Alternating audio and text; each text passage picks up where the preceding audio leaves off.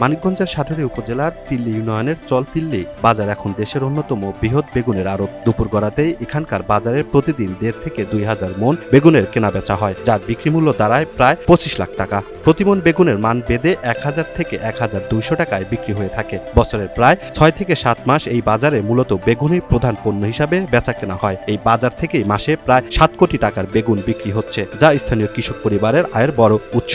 আমার ৩-৪ বিঘা বেগুন, ঠিক আছে, আল্লাহর রহমত আমার এই পর্যন্ত ৪-৫ লাখ টাকা বেচা হয়ে গেছে। তারপরে ক্ষেত আমার খুব ভালো আছে।